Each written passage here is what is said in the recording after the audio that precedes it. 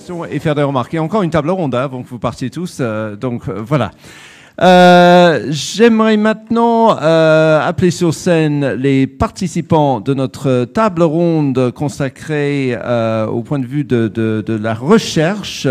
Nous allons réunir des chercheurs, des représentants d'organismes internationaux réalisant des projections, des prospectives sur cette sécurité alimentaire. Et pour vous en parler, merci d'accueillir tout de suite Sally Bunning, qui est avec nous, Patrick Meffroy et Michael Obersteiner.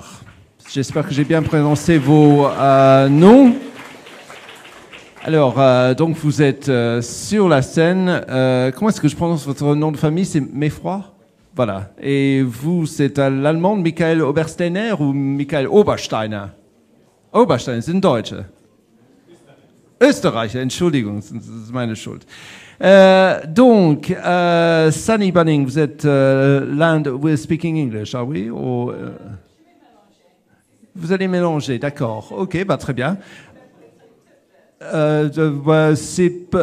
C'est bien de garder des blocs linguistiques, je crois. Si vous parlez à une partie en français, une partie en anglais, ce qui ne va pas, c'est quand vous changez au milieu d'une phrase. Parce que là, il faut enlever le casque, on devient vite frénétique. Donc, Sunny Bunning, vous êtes Land Management Officer, Land and Water Division à Rome. Patrick Meffroy, vous êtes un chercheur au Georges Lemaitre Centre pour la Terre et la recherche climatique à l'Université catholique de Louvain. Et Michael Obersteiner, vous êtes programme directeur écosystème, services et management à Vienne. Donc, je vais vous donner la parole pendant 5-10 minutes chacun, dans un premier temps pour nous donner quelques réflexions de manière générale. Ensuite, si on a le temps, j'aurai sans doute quelques questions, mais apparemment, vous n'êtes pas du tout timide, vous, pour poser des questions. Je préfère, à la limite, vous donner la parole à vous, parce qu'il y a déjà des gens qui sont très frustrés, qui n'ont pas pu s'exprimer. Je vais commencer avec vous, Sally Bunning. Un petit rappel de vos recherches et de ce que vous pouvez présenter comme axe dans la discussion.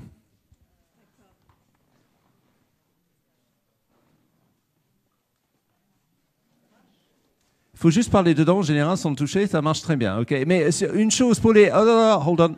Against the chin, then you'll be able to... OK? Non, ça ne marche pas. Vous l'avez éteint? Ça marche. Vous m'écoutez bien, non?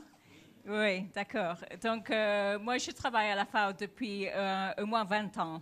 Et donc, je travaille toujours sur la gestion des terres et de l'eau. Et surtout en Afrique subsaharienne. Et j'ai quelques commentaires que je trouve le processus super intéressant. Mais je demande si on ne doit pas faire ce genre d'analyse plutôt au niveau des paysages ou territoires et au niveau des régions plus petites. Parce que déjà, dans une petite région, il y a une diversité de typologies de l'agriculture et une diversité de situations et contextes socio-économiques. Donc, nous avons travaillé pendant des années sur l'évaluation de la dégradation des terres, mais en utilisant les approches de connaissance des experts pour faire une cartographie de la dégradation sur la base des connaissances. Et c'était très utile pour faire les cartes et pour ensuite discuter avec les décideurs politiques sur leurs investissements dans la gestion des terres par rapport à la situation de la dégradation. Et un commentaire que je voudrais dire, que la dégradation, c'est très complexe et peut-être il faudrait les analyses un peu plus profonde sur est-ce que c'est la salinisation, la perte des éléments nutritifs, la perte de carbone, etc. Donc, ces genres d'analyses vont renforcer cette analyse. Donc, quels sont les impacts sur les services de l'écosystème? Je trouve que ce n'est pas suffisamment analysé. Et donc, nous serons prêts à continuer ce genre d'exercice avec vous dans les pays, dans les régions plus décentralisées. Et en fait, nous avons un projet World Agriculture Watch qui est en train de faire une analyse des typologies des agriculteurs et comment faire une analyse plus profonde pour caractériser les différents types d'agriculteurs dans un pays. Nous pensons que ça sera utile dans ce genre d'approche. Nous avons fait aussi des scénarios, par exemple les scénarios pour le bassin du Aral, c'est du maire de Aral, je ne sais pas comment on dit ça en français, je m'excuse. Et donc c'était quels sont les impacts de changement politique du régime soviétique vers les politiques nationales en Asie centrale et quels sont les impacts en ce qui concerne le nexus eau, énergie et alimentation. Et en fait, on trouve qu'il y a les scénarios très intéressants et on pourrait partager cette étude avec vous. Parce que je pense qu'il y a les éléments dedans qui sont intéressants, qui n'ont pas été pris dans vos analyses. Donc, je ne sais pas si ça suffit pour le moment ou... Vous pouvez parler un peu plus, hein, si vous voulez. Je ne sais pas combien de minutes. Hein, donc, non, mais allez-y pendant 5 minutes. 10 minutes chacun au début et puis il y a une discussion avec la salle. Donc, ça, c'est 2 points que j'ai déjà dit, dégradation et typologie. Nous pensons peut-être que la disponibilité en terre n'est pas vraiment là. Et nous pensons qu'il y a un problème de disponibilité en terre parce que s'il y a une expansion de terre, ça sera dans les zones très fragiles ou marginalisées parce que ça, c'est la terre qui reste. Et donc, les rendements vont être très faibles dans ces zones, ou sinon, il faudrait les investissements très forts pour l'irrigation et pour... parce que c'est souvent les zones très loin des marchés, etc. Et donc, peut-être, est-ce qu'il y a les investissements qui sont là pour... les investissements sont là, mais pour les zones qui sont près des zones urbaines, qui sont les terres plus fertiles. Et donc, tout le monde a entendu de cette situation de land grab. Mais si on analyse les questions de land grab, il y a beaucoup de terres qui ont été distribuées par les États, qui n'ont pas été vraiment les terres disponibles parce que c'était les pasteurs qui étaient là. Et donc, s'il y a une expansion des terres cultivées, ça c'est qui devrait quitter leurs terres? C'est les gens qui font le pastoralisme. Et c'est aussi, vous parlez de déforestation, mais je pense que cet aspect de... est-ce que c'est mieux de promouvoir un pastoralisme durable et une gestion durable, culture-élevage, plutôt qu'une réponse donc de continuer avec les monocultures et l'expansion des cultures. Et j'aimerais bien que cet aspect de pastoralisme durable soit plus développé. Finalement, les questions de gouvernance. Si on fait une caractérisation des systèmes de l'utilisation de terre, moi j'aurais ajouté plus profondément les aspects humains, excusez-moi. Et parce que, en fait, la gestion de l'homme, c'est aussi important que la gestion de la terre et de l'eau, parce que s'il n'y a pas une planification communautaire sur les terres, les territoires, et ensuite, il n'y a pas une gestion correcte et raisonnée sur les micro-bassins versants, et ensuite, une gestion raisonnée sur les bassins versants plus grandes, il n'y aura jamais, on ne va pas atteindre nos besoins en aliments pour diminuer l'insécurité alimentaire qui touche actuellement 1 billion de personnes. Et actuellement, dans les derniers 50 ans, il y avait déjà une diminution de la superficie de terre par habitant. Très important. Est-ce qu'on peut continuer? Je ne pense pas. Il y a une fragmentation de terre très, très sérieuse. Et en même temps, il y a un exode rural. Et l'exode rural dans les zones plus arriérées, c'est très poussé. Donc, qui va investir dans ces zones? Donc, il y a beaucoup de questions de gouvernance que je pense qu'on devrait tenir compte. Donc, peut-être, si on fait une caractérisation, au lieu d'avoir plutôt les caractères sur la question biophysique, il faut augmenter les caractéristiques humaines pour avoir peut-être une analyse plus équitable en ce qui concerne les aspects sociaux. Donc, je pense que je vais finir là parce que je vous ai donné beaucoup d'idées et peut-être pas beaucoup de solutions, mais je pense que nous avons les solutions et peut-être on va revenir à cela tout à l'heure. OK.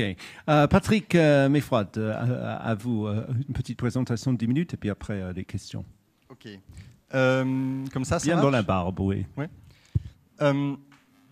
OK. Alors, je voudrais quand même commencer. Je sais pas mon habitude de passer mon temps à faire des congratulations, etc. Mais comme j'étais dans le comité de suivi des scénarios qui a accompagné un petit peu au cours de ces dernières années le processus, je voulais quand même prendre une minute pour souligner et féliciter l'équipe pour le boulot énorme qui a été effectué. Parce que voilà, en accompagnant le processus au fil du temps, on se rend compte vraiment comme Marie l'a dit, la perspective dès le départ était d'avoir une vision systémique des interactions entre les éléments très nombreux qui sont mobilisés dans ce genre de questions. Donc ça partait vraiment dans tous les sens au départ et il y a eu un boulot vraiment énorme d'arriver à transformer tout ce qui partait dans tous les sens en vraiment des scénarios qui sont cohérents, qui sont construits et qui ont une cohérence interne. Donc je pense que c'est important quand même de souligner ce boulot-là. Ce qui m'amène à un point que je voudrais souligner sur ce travail, que je pense qui est vraiment important, c'est le fait qu'il y a vraiment un travail important en termes de la complexité du monde. Alors comme Sally vient de le dire, ça ne touche jamais qu'à certains aspects. Il y a encore vraiment beaucoup d'autres perspectives qu'il faudrait amener dans le débat.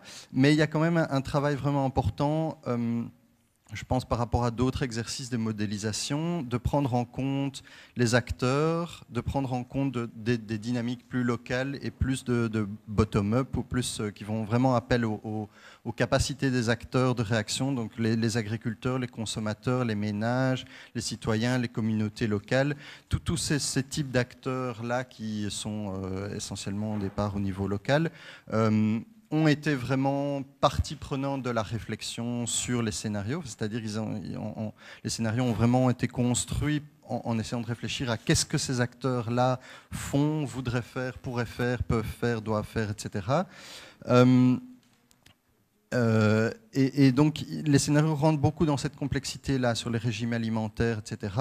Et je pense que ça, c'est une force de l'exercice ici, au-delà de la prise en compte de facteurs plus structurels, plus classiques, comme la démographie, la croissance économique ou pas, ou le changement climatique.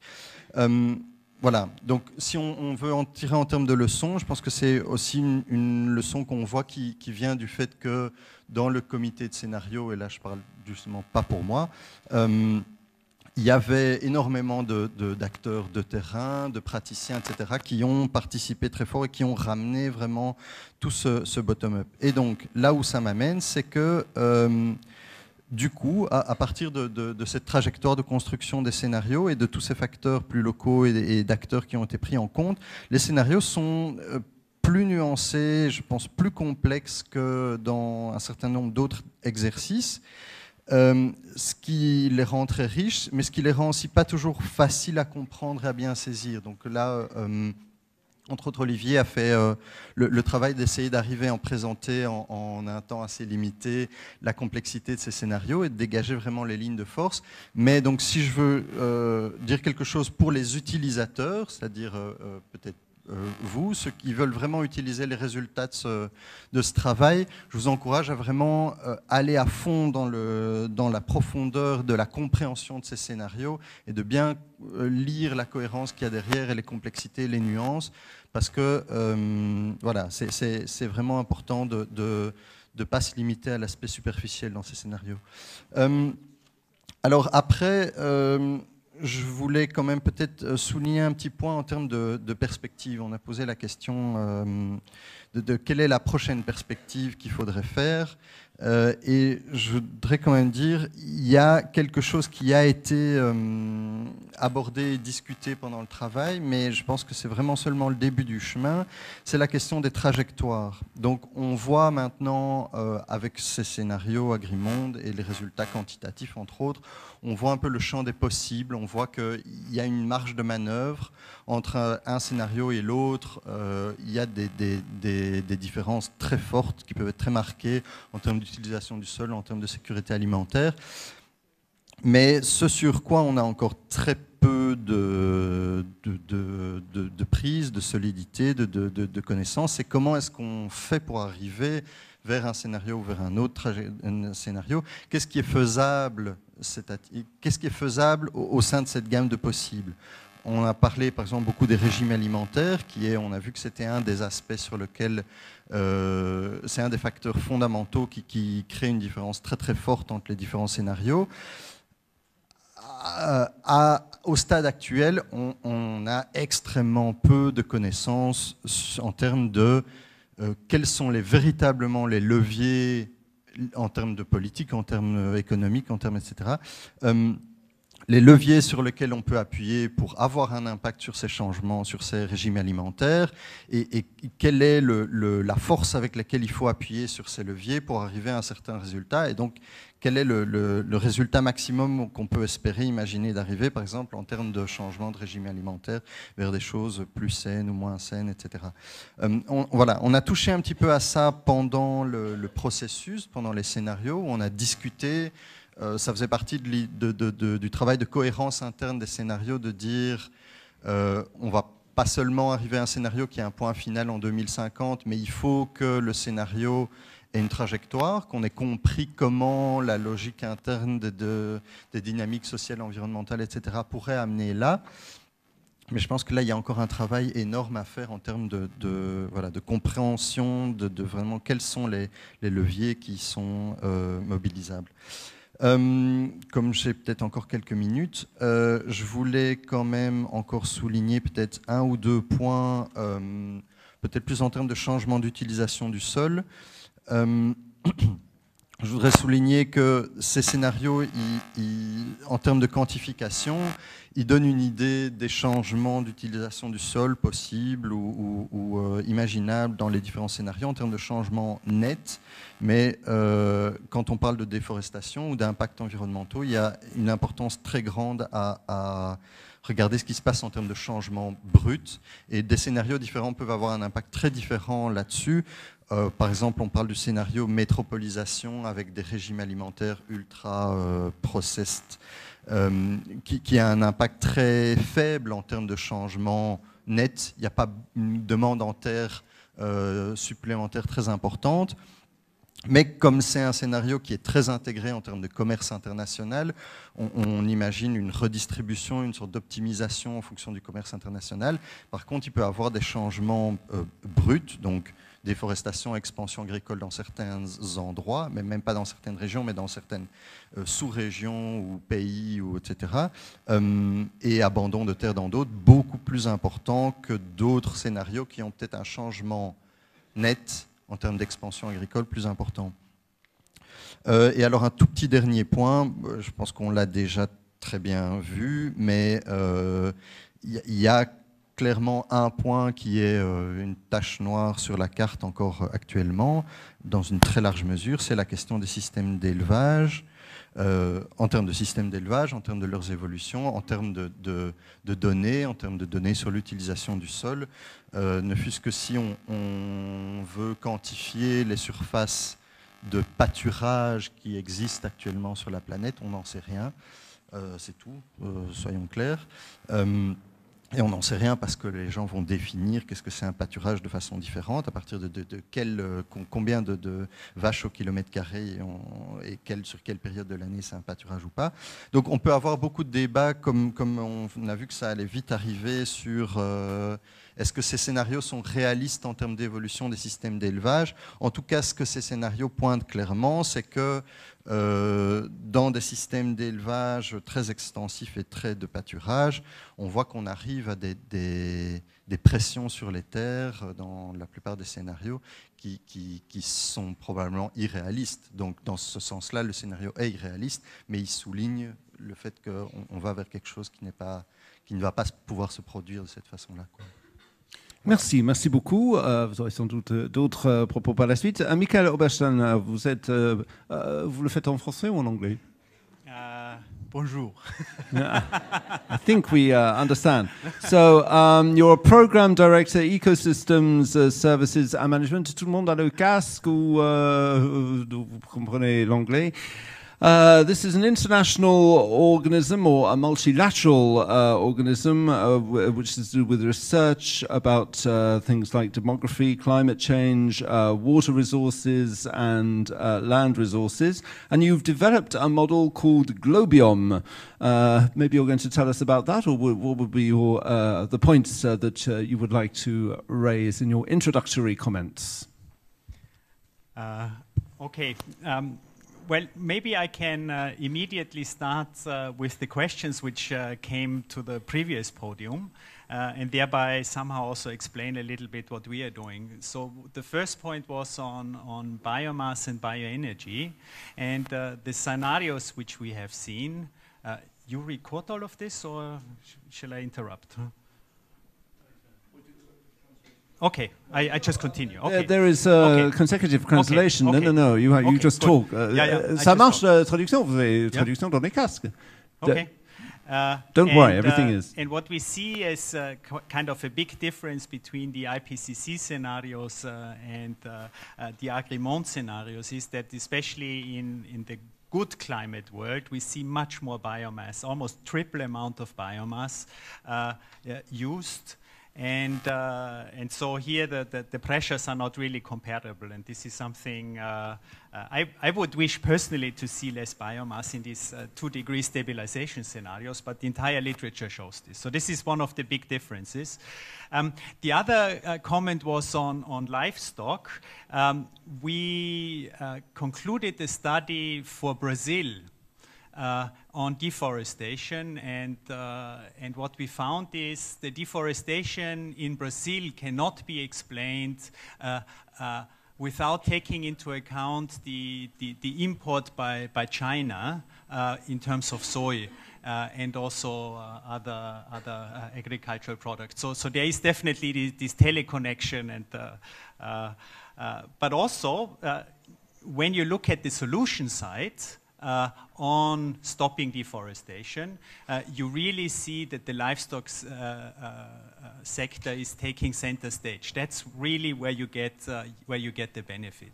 And here comes also a little bit of a criticism. It's mostly the livestock system changes, so where you actually go away from the pastures and go to more mixed and even landless systems in order to avoid the deforestation and also avoid the expansion into grasslands. So this is definitely the follow-up study of this study to really look into these endogenous changes. And then the third question was on water, and we are currently conducting a study which is not published yet, where we look at environmental flows in rivers, so still on the terrestrial domain. And if you take care of basically the fish still swimming in the rivers, because you don't take so much irrigation water out, the most efficient solution which we see is actually trading. So this is also one of the solutions discussed here, and it's really interesting in the sense that here you connect a water story, and the solution is somewhere, you know, at the WTO desks rather than a technical solution, because the technical solutions are not sufficient. This we also know. So you have to solve one problem by almost unrelated negotiation table. And it's kind of what you need is, and this goes to the governance, you need to have a kind of a global negotiation in order to solve local problems. And I think this is also a very important issue, which we also get out of these scenarios. I think there we are very consistent in the messaging.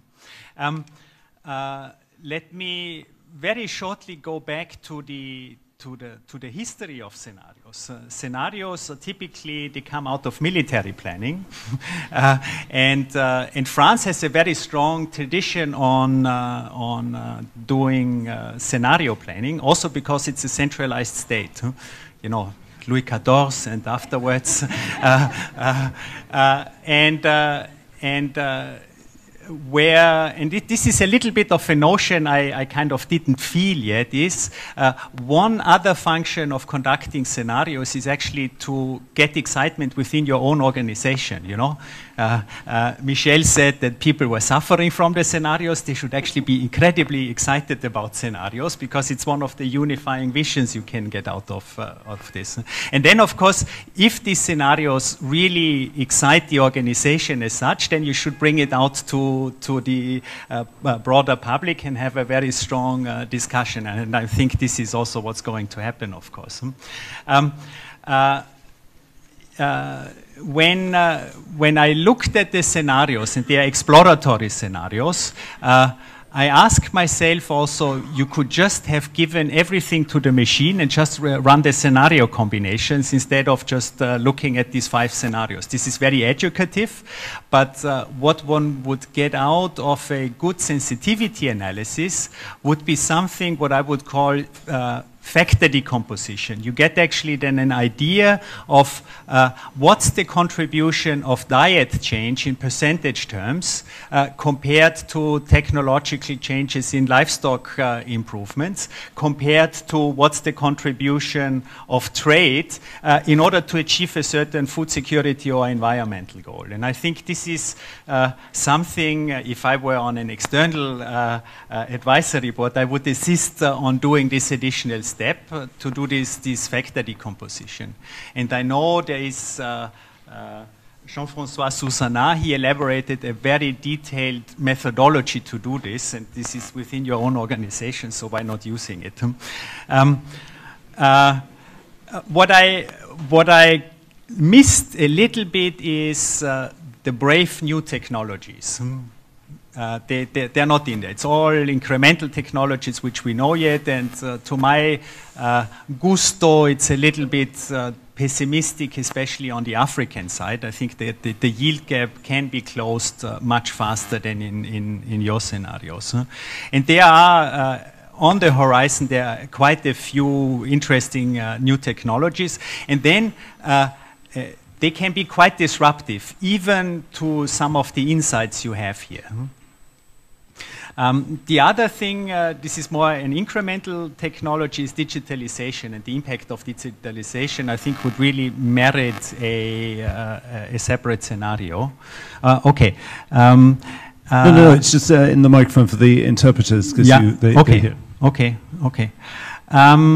Then what I, again coming back to this, to the sensitivity analysis, I think the storylines, we see even all of them within this country, and of course in many other countries. You see the kind of completely urban system, you see the very green system. So why not combining it also by geographies, and then you might actually get out very interesting scenarios, because I think those scenarios are really going on at the same time. And then see how this could evolve over time. Then the question for me is, but this one should discuss afterwards, is really the purpose of the scenarios. Is it kind of finding a proactive strategy? You know, what France and INRA and CIRAD should do for strategy building? Or is it also in the spirit of trying to formulate something what I would call resilience? And resilience in this sense is a strategy, even a research strategy, robust in all of the different scenarios. And I think the scenario results actually point exactly to that direction, because what you see is the difference between the scenario words, the 5 different scenarios, is actually smaller than the variance you get out of the diet shifts and the technologies. So the diet shifts and the technologies are kind of the robust strategies across the different scenarios. And I think that's quite important also for strategy building within the organization, which comes out of this, this scenario exercise. And then finally, I think you definitely plan already for the next step. So the next step is, you know, now it's exploratory scenarios. The next step are policy option assessment. And here we are talking about you live in your scenario. So you live in your urban scenario, but you still would like to obtain certain environmental outcomes which the scenario itself does not give you. And then you need to put in a climate policy, a biodiversity policy, a special social policy in order to get... So I think this would be great fun, and I hope that the organizations will build these kind of tools in order to go for this next step. And finally, I hope, well, this is also interesting. So when you, we are participating in this model intercomparison of different agricultural models, AgMIP. And what you see is that also there, this is also very much related to your results, that the difference between the models is larger than the signal of the scenarios. So just like in your case with the technologies and the diet shifts.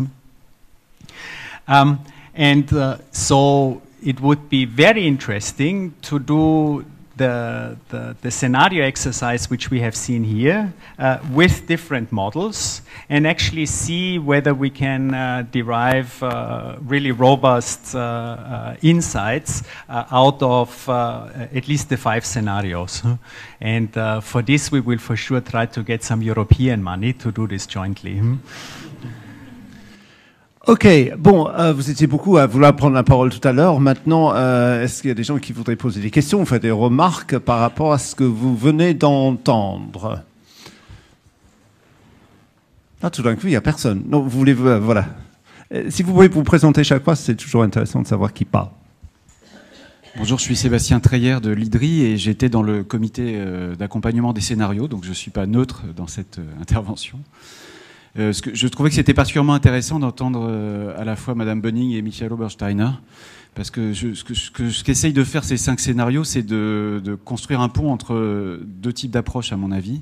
Une approche absolument nécessaire dont parlait Michael Obersteiner, c'est d'avoir des modélisations globales qui comprennent cette question du changement d'usage des terres à l'échelle globale, avec toute la capacité à voir quels sont les facteurs principaux, à examiner toutes les combinatoires, à faire des analyses de sensibilité. Et d'autre part, si j'ai bien compris ce que dit Madame Bunning, l'importance de voir que beaucoup de choses se jouent sur des variables qui sont parfois qualitatives au niveau local. Et donc pour moi, le pari qui est fait par Agrimonde Terra, c'est de montrer que il faut réussir à raconter des histoires et à en donner des illustrations quantitatives qui tiennent ensemble des enjeux qui sont parfois des questions de rapports de force locaux sur le changement d'usage des terres et l'accès à la terre, et des grandes tendances mondiales sur lesquelles les ordres de grandeur vont être déterminants. Et c'est là où les résultats transversaux au scénario parlent de ces grands ordres de grandeur et des choses auxquelles on n'échappera pas au niveau global. Donc pour moi, je trouve que c'est très utile de voir que Michael nous dit on pourrait maintenant utiliser ces scénarios pour les rentrer dans les modélisations d'AgMIP, pour voir comment est-ce qu'on peut utiliser la force de tous ces modèles pour préciser encore un certain nombre de choses, notamment les dimensions économiques dont Chantal nous a dit qu'elle n'y était pas. Et en même temps, on a une invitation, à l'inverse de Sally Bunning, d'aller voir plus concrètement comment est-ce que ces grands scénarios globaux peuvent avoir des traductions ou des incarnations très particulières dans des territoires. Mais moi, juste pour conclure, c'est pas une question, j'en suis désolé, mais c'est ce que m'évoque l'écoute de ces différents commentaires. Il me semble qu'il y a un pas vraiment important qui est franchi grâce à Grimond Terra, de réussir à faire le pont entre ces deux échelles. Si je dois exprimer un point de vue très subjectif, les modélisations globales sur l'usage des terres, pour moi, me posaient la question de ne pas mettre suffisamment en avant les questions de gouvernance locale du foncier, d'accès au foncier, qui ne sont pas facilement représentables dans les modèles et qui sont pourtant déterminantes dans la question qui nous occupe. Et donc là, on va vers une possibilité de rejoindre les deux. Oui, madame. Je suis Jenny Day-de-Preek, avec le Global Forum on Agricultural Research for Development et retraitée de la FAO.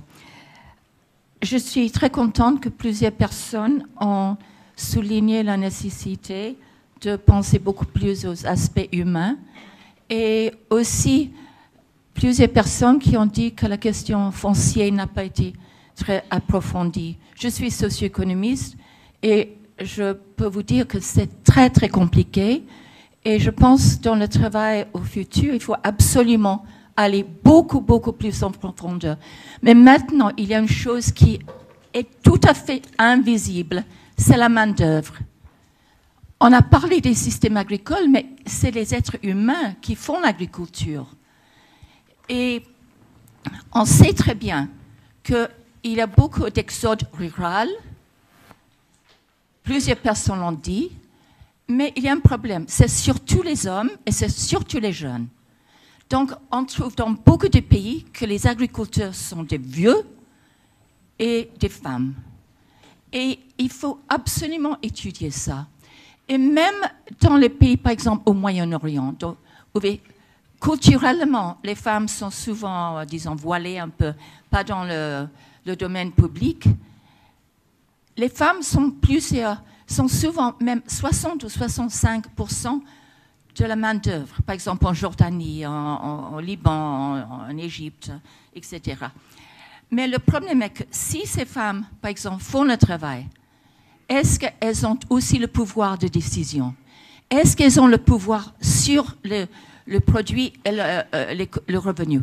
Parce que si elles ne l'ont pas, elles ne peuvent pas investir dans l'agriculture. Ou bien le mari appelle du Golfe ou je ne sais pas où, avec le téléphone pour leur dire ce qu'il faut faire. Donc, il y a beaucoup de travail à faire là. Et moi, avec le GFAR, avec des collègues dans le CGIO System et bon, d'autres personnes que j'aimerais bien connaître, on voulait vous aider, on voulait participer dans ce domaine. OK, merci. Thank you very much. Merci. Est-ce qu'il y a un commentaire par rapport à ce qui vient d'être dit? Monsieur, j'ai quelques questions ici. Si vous pouvez vous présenter, puis je vais vous voir.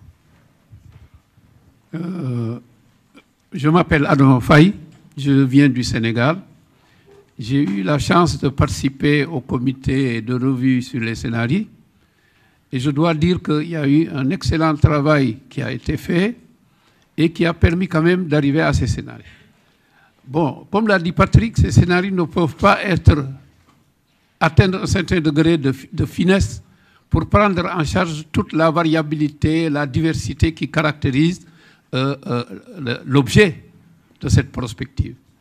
Et je ne vais pas reprendre à mon compte ce que je viens d'entendre. Je crois que l'homme sera toujours au centre de tout. Comment les sociétés en question sont organisées? Quelles sont leurs valeurs? Comment elles aspirent à certains changements? Cela restera extrêmement déterminant parce que c'est ce qui a déterminé historiquement les choix que les sociétés ont faits et ce qu'elles sont devenues. Et ce travail ne pourra se faire que si on contextualise ces scénarios. C'est-à-dire qu'on essaie de les de les valider, de tester leur sensibilité, j'aime bien, la sensitivité plutôt de ces scénarios, au niveau où, effectivement, on compte les appliquer. Voilà ce que je voulais dire. Et je suis désolé qu'on n'est pas nombreux ici, Africains, parce que nous, effectivement, on est extrêmement intéressés par ça. L'Afrique est au cœur des enjeux qui sont soulignés, la sécurité alimentaire, l'accès à la terre. Bon, dans l'élevage, on n'a pas beaucoup parlé du pastoralisme. Aujourd'hui, le pastoralisme est un problème extrêmement important en Afrique. Il est au cœur de beaucoup de guerres qui se mènent et cela ne fait qu'aller de l'avant parce que le cheptel augmente, les gens augmentent, etc. Bon, je ne veux pas trop parler, mais je crois qu'il y a encore du travail à faire. Merci. Merci beaucoup. Michael, you wanted to add something to that. Michael, vous vouliez ajouter quelque chose? Oui, il se passe beaucoup de choses en Afrique. De nos expériences, il y a des centres CGR, des scénarios pour l'Afrique occidentale ont été étudiés. Et puis les travaux de CIRAD ont aussi donné l'AgriDep, un réseau de modélisation pour évaluer l'impact des politiques ou de l'action publique. Avec CIRAD, nous avons réfléchi aux différents scénarios de déforestation au Congo. Donc il y a beaucoup de choses en cours et je suis sûr que vous y avez participé. Mais pour revenir à l'intervention sur la place des femmes et sur les ressources humaines en général, c'est une question intéressante. D'un côté, on manque de main-d'œuvre en Russie, par exemple, mais aussi dans des régions où il y a du chômage, on manque de travail. La dernière fois à Paris, j'ai rencontré Bruno Dorin qui m'a montré des scénarios terrifiants, surtout en Inde.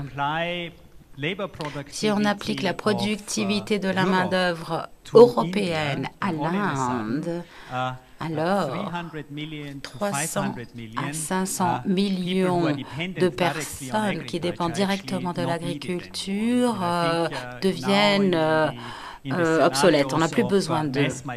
Et dans un scénario de migration de masse, on voit la première vague, petite vague de migration en masse. Mais si on ne fait pas la transition du point de vue humain de l'agriculture, la deuxième révolution verte, alors nous allons créer de gros problèmes sociaux et sociétaux. Je voudrais aussi soulever certains points. L'un des problèmes avec ces scénarios et ce genre de scénario, c'est la faiblesse des données, des statistiques. Il faudrait avoir des données de meilleure qualité. On va bientôt avoir plus d'informations sur les terres sèches et le traitement des biomasses. Et on va voir qu'il y a beaucoup plus de forêts dans le monde qu'on ne le pensait parce que grâce à Google et à des outils haute résolution aujourd'hui disponibles, on peut faire des analyses bien plus détaillées, ce qui révolutionne l'évaluation de pâturage et des autres terres, des zones arides. Par exemple. Donc on va pouvoir améliorer nos modèles. Quelque chose qu'il faut regarder, qui est dans le rapport sur l'état du monde en 2002.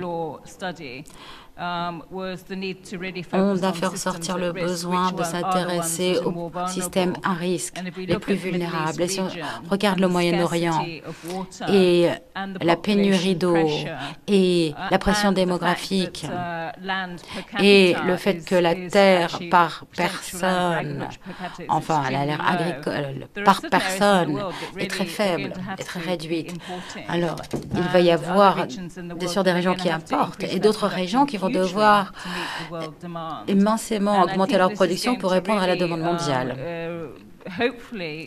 Et j'espère que ça modifiera les investissements qui se font dans le monde. J'espère qu'on investira plus en Afrique subsaharienne pour obtenir un système de production plus durable. Nous savons que les rendements sont actuellement bien plus faibles que ce qu'ils pourraient être en Afrique subsaharienne. Donc des changements vont se faire, mais il faut investir pour avoir de meilleures données. Et avec notre partenariat mondial, on a compris qu'il faut plus de données sur les terres dans le cas du changement climatique. Et d'ici à 2 ans, on aura de bien meilleures données sur le carbone organique du sol, par exemple. La qualité des scénarios dépend de la qualité des données qui vient beaucoup des connaissances des personnes. Et puis la question de la résilience. Je suis entièrement d'accord avec ce qui a été dit. La résilience va être vitale à l'avenir. Avec les variabilités climatiques. On voit à travers le monde aujourd'hui des précipitations erratiques, des pluies, des événements pluvieux extrêmes. Il va falloir se diversifier pour cultiver des légumineuses et des plantes plus résistantes comme le sorgho dans des zones salées. Il va falloir traiter la question des sols à problème, les zones à problème. Une étude va bientôt être publiée par la FAO.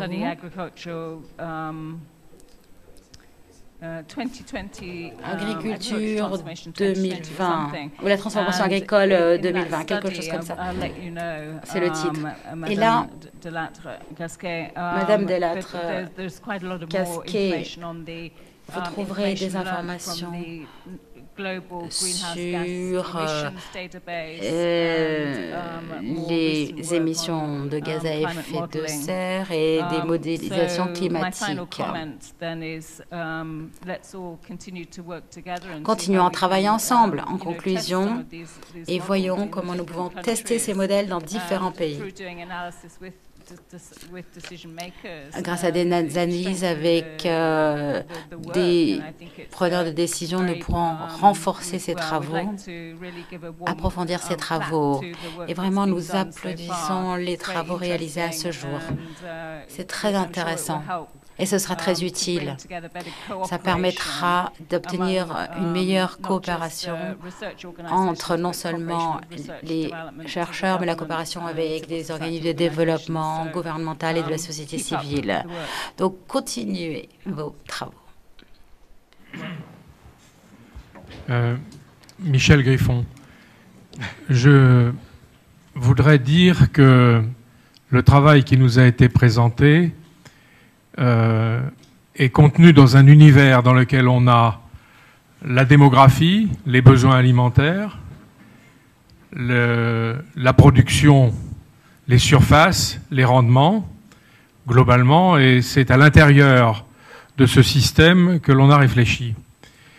On a élargi un petit peu au changement climatique, qui est une variable externe de grande importance. On aurait pu le faire sur la biodiversité, parce que la biodiversité est, pour l'avenir de la biosphère, quelque chose de considérable et qui concerne l'agriculture. Mais il y a d'autres variables externes qu'il faudrait peut-être prendre en compte dans l'avenir, dans la suite de ces travaux. C'est la variable de l'emploi, de la productivité du travail, comme Michael Habersteiner vient de le signaler dans le cas de l'Inde. Je voudrais le signaler dans le cas de l'Afrique. La révolution numérique est actuellement en train de produire des accroissements de productivité du travail qui sont inédits dans l'histoire. Quand on fait une projection démographique en 2050 et plus loin encore, et si l'on suppose que la libéralisation de l'économie mondiale va continuer, je sais qu'il y a des coups d'arrêt, mais on peut supposer qu'elle va continuer, et qu'il y aura des délocalisations d'emplois. Les délocalisations d'emplois qui seront faites en Inde, qui seront faites au Bangladesh, et plus tard dans l'Afrique, qui est la future réserve de main-d'œuvre à bas prix, ces emplois délocalisés seront des emplois à haute productivité.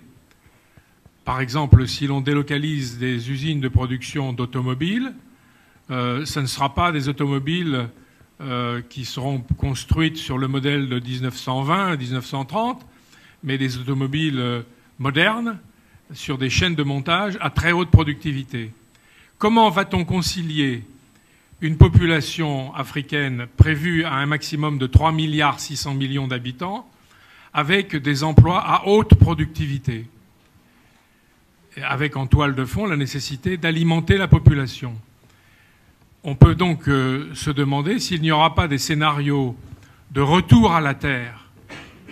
Et donc, si l'accès à la terre, la propriété de la terre, ne va pas devenir un problème capital pour l'Afrique, un peu moins pour l'Inde, mais quand même, et si il n'y a pas de très graves dangers à l'horizon, puisque une partie des guerres civiles qui ont eu lieu en Afrique dans les 20 et les 30 dernières années sont des guerres qui ont en toile de fond le problème de l'accès à la terre.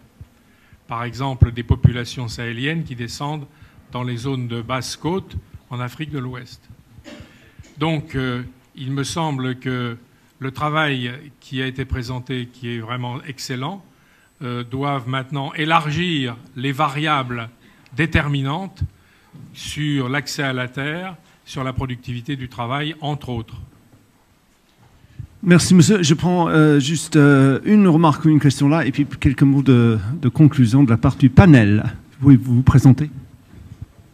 Oui, bonjour, je suis Hugo Valin, je travaille aussi à IASA, en fait, dans l'équipe de Michael Obersteiner, donc je suis désolé si ça réduit un petit peu la diversité des points de vue, mais bon, j'ai trouvé, moi aussi, vraiment l'exercice vraiment très intéressant, et notamment, pour être impliqué dans pas mal d'exercices de comparaison de modèles d'une part, mais aussi de construction de scénarios dans l'agriculture, qui sont dans des projets européens, ou aussi dans le cadre de comparaison sur des modèles qui regardent les impacts des émissions de gaz à effet de serre sur le climat. Je pense que là, il y a vraiment un avantage comparatif très fort qui se dégage de ce que peut faire l'INRA et le CIRAD, notamment ensemble. C'est toute la remontée d'informations d'instituts de recherche qui sont vraiment très très importants. Parce qu'en fait, je pense que vous en êtes conscient, mais au niveau mondial, il y a très peu d'instituts de la taille du CIRAD ou de l'INRA qui travaillent sur les questions d'agriculture. Beaucoup de recherche est faite au niveau privé, et la France reste quand même un grand pays agricole. Et ça, on le voit énormément dans le cadre de ces exercices. Il y a des grosses carences dans l'information qui peut être présentée.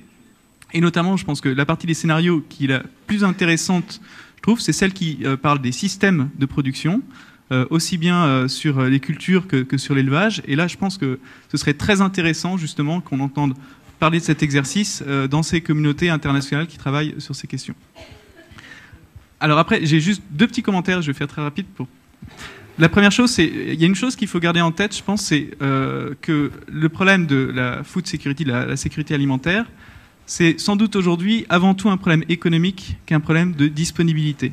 Alors, horizon 2050, bon, on peut voir exactement comment ça a évolué, mais les questions donc de prix de l'alimentation, d'accès au marché et ou d'accès à la production locale à un faible coût, ou en tout cas dans des conditions de production acceptables, je pense que c'est très important et c'est quelque chose sans doute qu'il faudrait réussir à rajouter à cet exercice pour pouvoir aller dans des considérations justement de sécurité alimentaire. Et le deuxième petit point de remarque aussi, c'est sur la terre et la représentation de la terre dans ce type d'approche. Alors comme ça a été dit, il y a beaucoup d'incertitudes sur les données. Là, ce qu'on voit en fait dans l'exercice, on a beaucoup d'expansion de terre qui va aux dépens des forêts. Et une chose qui est quand même très importante, je pense, à garder en tête, c'est que dans les données de la FAO, quand on parle de cropland, de terres arables ou effectivement de grassland, il y a beaucoup de choses qui est classées dans cette catégorie qui n'est pas utilisée ou utilisée à très très faible intensité. Si je prends par exemple l'exemple d'un pays pour lequel les statistiques sont très bonnes, les États-Unis. Les États-Unis, ce qui est classé en FAO en terres arables, il y a 30% de ces surfaces qui ne sont pas cultivées. Pourquoi elles ne sont pas cultivées? Parce que bon, ça peut être de la terre qui est mise temporairement comme pâturage, ça peut être de la terre qui est simplement en jachère, ou ça peut être de la terre qui est même classée en programme de conservation.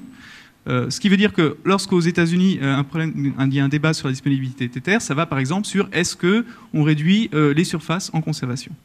Donc la déforestation peut intervenir évidemment plus tard, mais il y a quand même aussi pas mal de marge d'exploitation dans les terres arables. Merci beaucoup. Nous touchons à la fin de cette table ronde. Vous avez des petites remarques de conclusion, juste pour terminer. 2 minutes chacun par rapport à ce que la salle a dit et pour conclure. Voilà. 2 minutes, if you can. Okay. This is a short conclusion. Comme ça. Donc, voilà, moi je voulais juste dire que la seule chose qu'on peut faire, c'est abonder très clairement dans le sens de ce qui vient dit sur la question de la sécurité alimentaire, qui est avant tout une question économique, une question de pauvreté. Et donc effectivement, c'est la question de l'emploi, et donc de l'emploi en dehors du secteur agricole pour ceux qui veulent ou peuvent avoir un emploi en dehors du secteur agricole, et donc de l'accès à la terre et de l'accès à des moyens de production, par contre pour ceux qui restent dans le secteur agricole. Et j'ai envie de dire qu'à ce niveau-là, le travail de scénario ici est assez riche. Justement, c'est ce que je disais un peu au début.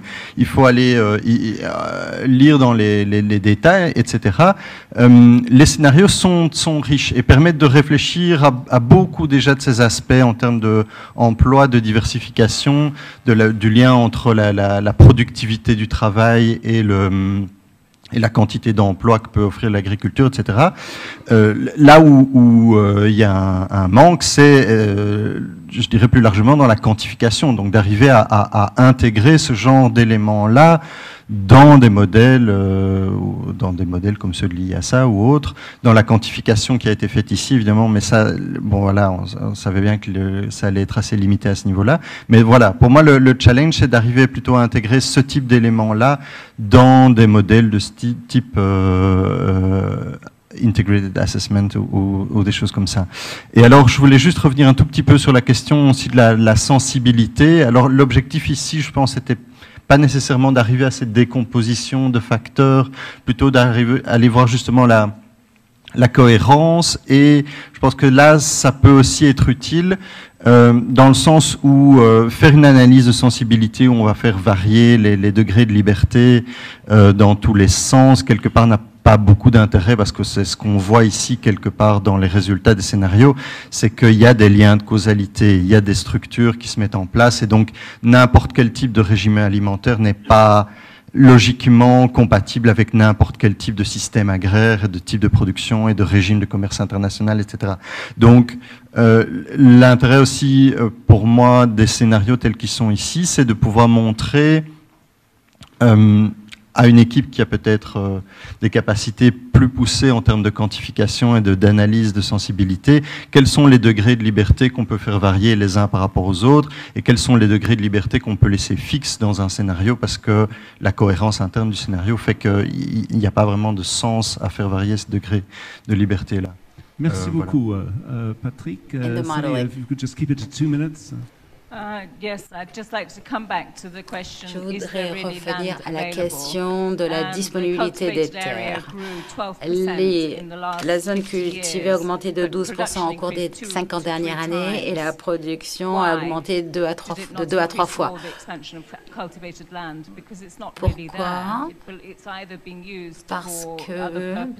que c'est utilisé pour...